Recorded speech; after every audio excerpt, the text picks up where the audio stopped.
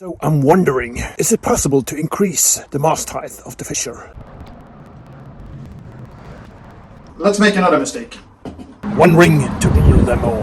I think I may hurt the engine bed if I am not careful now. I need another layer of epoxy primer on the engine bed, and I will try to thicken it with the micro glass balloons like last video, as it seems to fill out the gaps, the errors I've done quite fine. So, problem now is that I'm running low on, not the base, what's this called? I don't remember. But I'm running low and I need to see how much there is left, because that is determined on how much I can make. So, I'm making a hole in this in order to get everything out.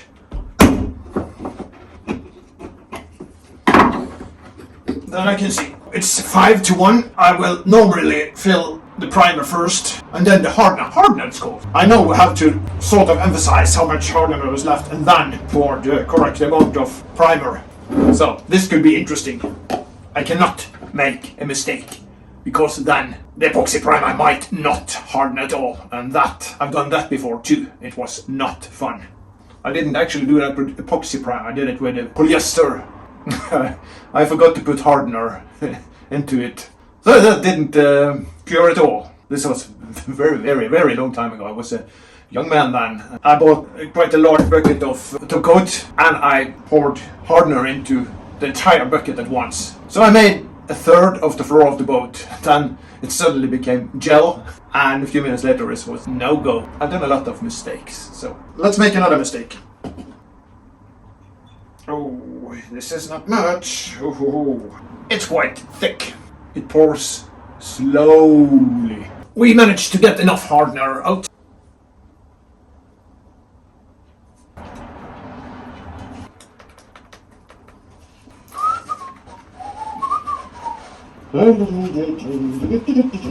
Then the glass balloons.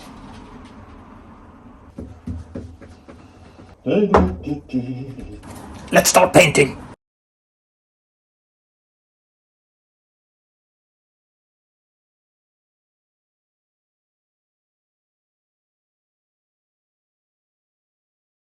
So that's the second coat on. This was a very thick coat. I used a lot of glass balloons to thicken it. Maybe too much. We will see.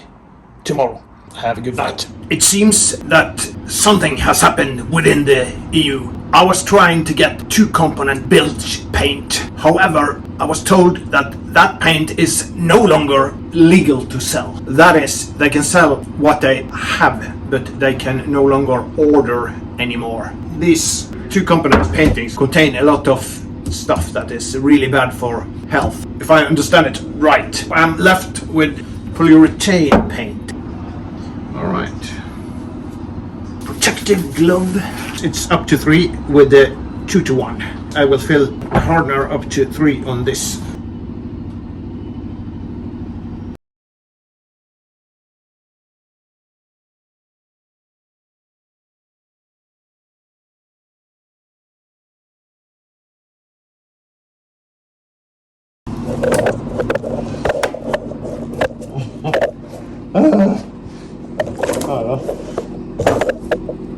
No.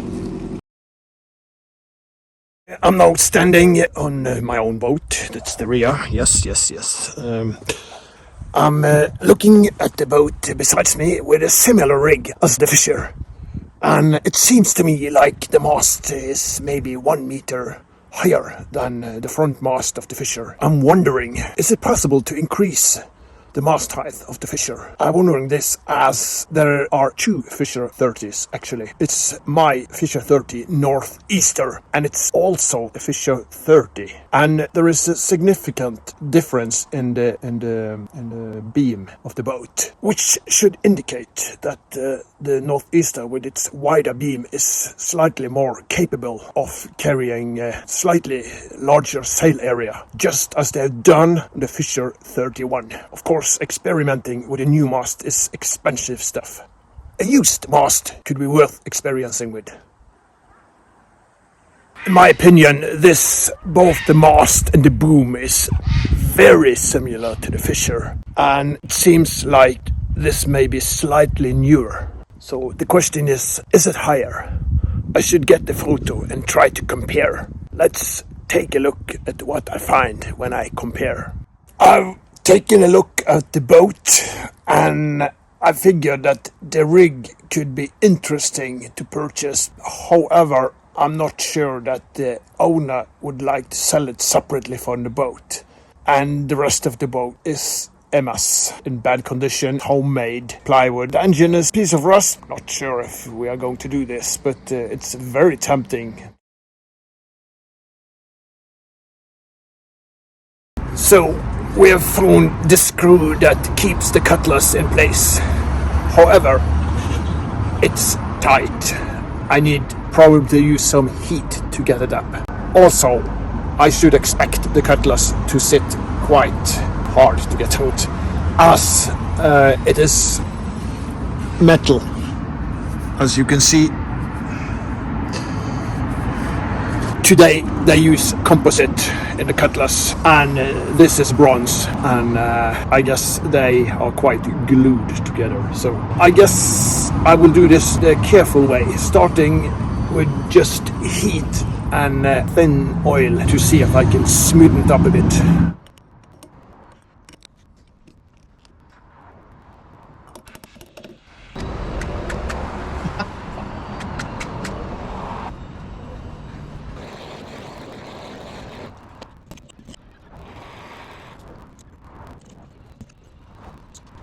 I'm now making ready to pull out the Cutlass bearing. So for the first tool, I have got this hammer. To get the Cutlass bearing out, and it's quite stuck. I have heated up the bearing or the holder of the bearing. I'm not sure what it's called in English, not even in Norwegian. I think it's called hylse in Norwegian, but anyway, I opened the screw on top, heated it up, and poured a lot of oil inside it, but it's still quite stuck, I would believe. So the tools to get this bearing out. First, we have this hammer. It's already twisted at the end. I can sort of trench this inside. The drawback is, of course, that it will stress these bolts that keep this metal piece to the hull. So I might create a leakage, and I might weaken the screws. So I have to be very careful. The next method is, of course, to make a screw that fits inside, and if I manage to put this out from the engine room part, I can then attach this and bolts and pull. Of course, I need some kind of extension, and I don't have that yet, so I have to be creative about that extension. Well, the hammer didn't fit due to the rudder being in the way, but also this part, so I will cut this off first. Be aware that the hammer is made of metal, and it's harder than the skin, so it's very easy to destroy something. It's a sacrifice.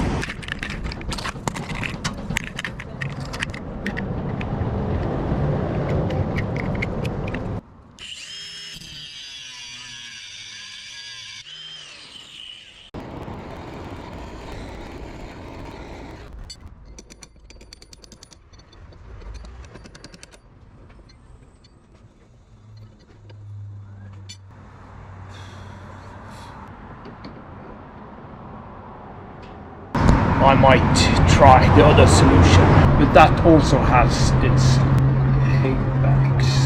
So let's see.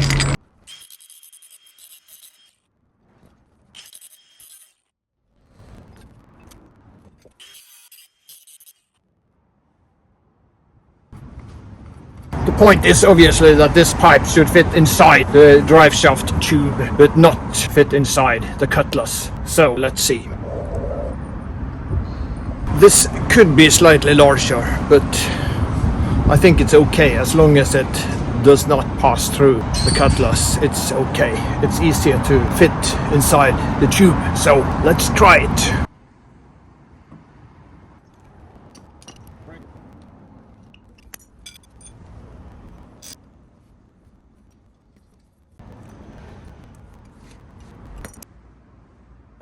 How should I get this inside that? I guess I need a lamp. Oh! Here there's a lamp.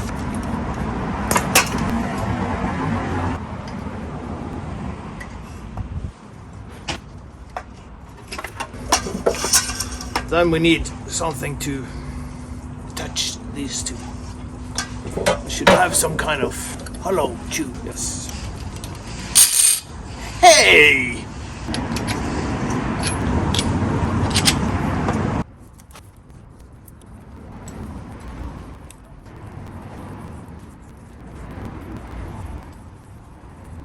All right.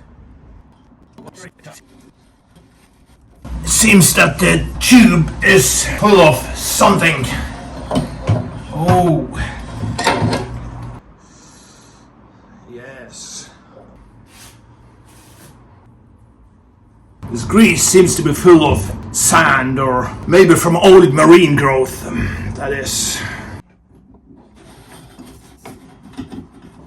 Seems to be as far as we can get. Oh, not such yet. It's definitely in there. It's still full of shit or grease, as some call it.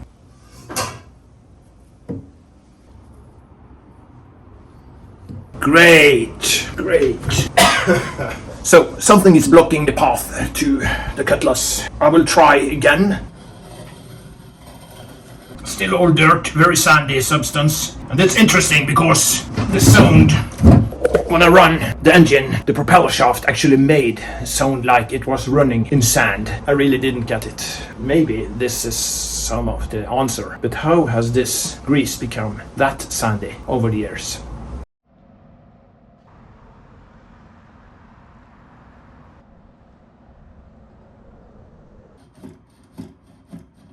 Feels like we have got some progress. Let's go out and see. Let's try to get the Cutlass pulled out, yeah.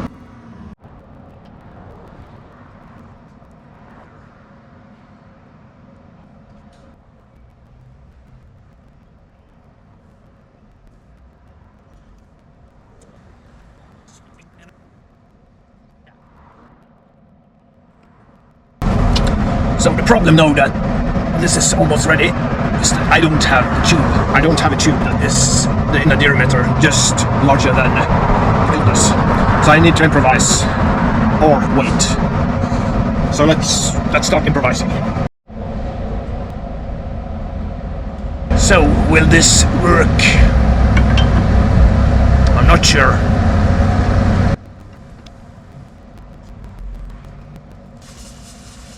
Something is happening.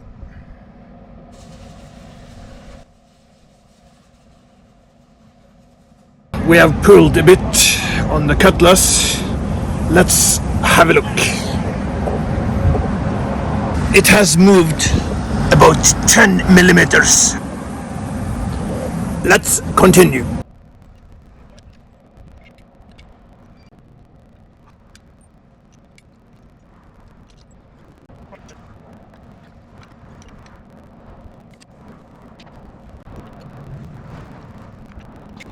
We are very near. We'll have to see what we do next to get the rest out, but I think it should be very close. Let's try.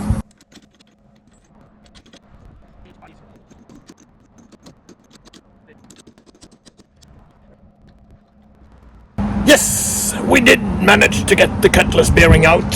Actually quite a large, or actually long bearing. Quite excited to see if we can have spares. Spare, not plural, but one Cutlass bearing to replace this. One ring to rule them all.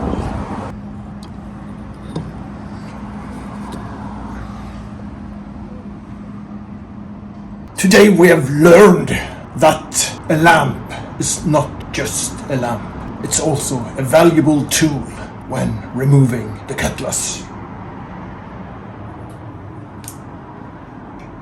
As we wait for the Cutlass and the drive shaft to be installed, and actually the pack box that I have now sent for refurbishment. My cousin is an expert on that as well. So I figured that I should spend time doing some very uncomfortable tasks. One of them is this area in the roof of the cabin, stretching forward to directly underneath the mast. As we see of the color, I suspect that the underlying plywood has been contaminated with water and has rot over the years. So I need to cut it open. To do that, I should very much like to remove an obstacle. This obstacle. And temporarily put it back on the engine bed. This way we could also check if the engine is fitting the new engine bed, which it's a bit exciting for me, measuring once, failing twice.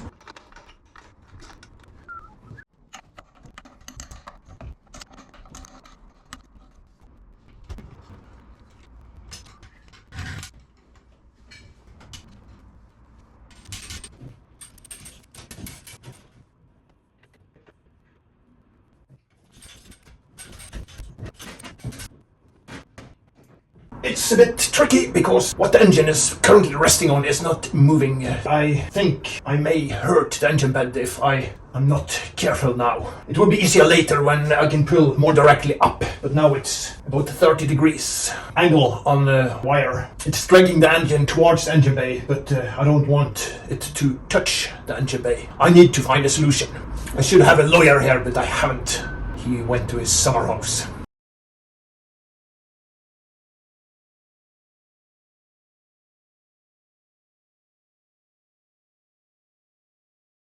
I've come up with a possible solution. I have put 2 extra straps to possibly jack up the engine from just more directly straight up. They should be strong enough, as each of them is about 300 or 400 kilos, and that should be the entire engine. But of course I wouldn't use that actually, but it's divided by 2. So let's see how this works.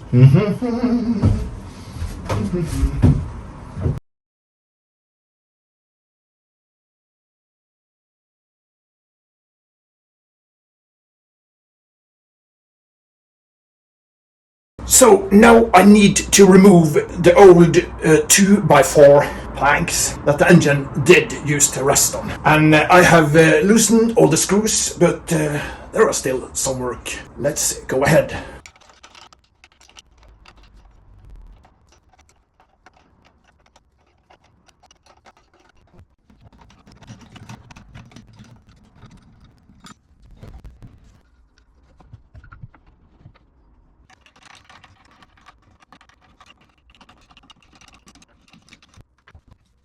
We're ready to lower the engine onto the new engine bed.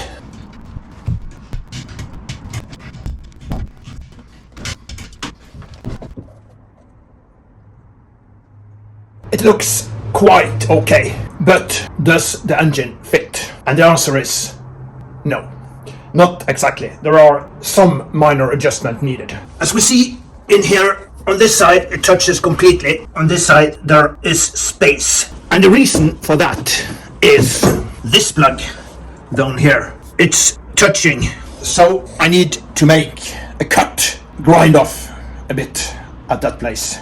Otherwise, it seems to have enough space. On this side it's almost touching, but that's still the reason due to this plug. There will always be hiccups, and main thing is that the engine feet are situated quite okay. It seems like my measures wasn't so bad after all. So basically the structure is okay, but needs some adjustments. So I'll have to pull the engine up and do some work. I need to make a temporary platform to place the engine on. I will do that. Let's sit by the engine, by the fire. I hope you have enjoyed the video, and that you consider to leave a like for all my work and all the dust. Please leave a like. It helps us so much. Also consider subscribing, and this way you will have more of this terrible work. You can sit home and watch while I get my fingers dirty. Until next video, have a great time.